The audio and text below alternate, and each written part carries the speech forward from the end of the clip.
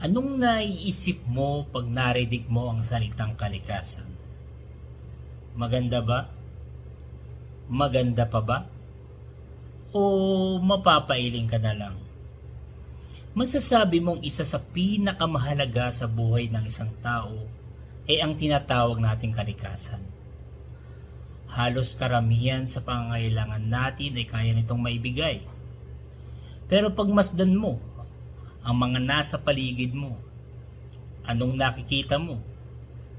Natutuwa pa ba kayo? Hindi lingid sa bawat isa sa ating mga tao kung anong nangyayari dito.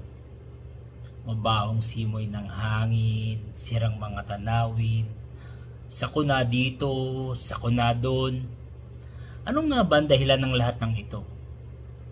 Isa ka ba sa dahilan kung bakit nangyayari ito? Tingnan at pansinin natin ang ating kapaligiran. Hindi ba at mas marami pang nakikitang basurang ikinalat ng tao kaysa sa pagtatanim ng puno at halaman? Mga basurang ikinalat natin ay bunga ng ating kawalang disiplina at katamaran. Ngayon, ang mga basurang ito ang siyang naninira sa mukha ng kalikasan. Sa pagkalat at pagdumi ng ating kalsada, sa pagbabara ng ating mga kanal, hanggang sa pagdubi at pagbaho ng ating mga katubigan.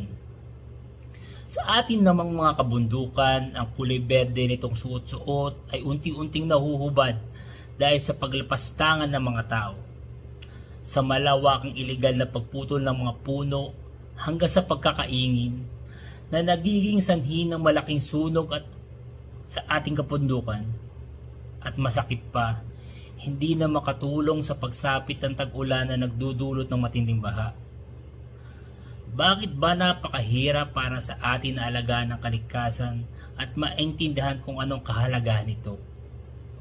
Hahayaan na lang ba natin na masira at tuluyang mawala ang biyaya na bumubuhay sa ating mga tao? Hindi sa lahat ng oras ay nandyan ang mahal na kalikasan para suportahan ang lahat ng ating pangangailangan.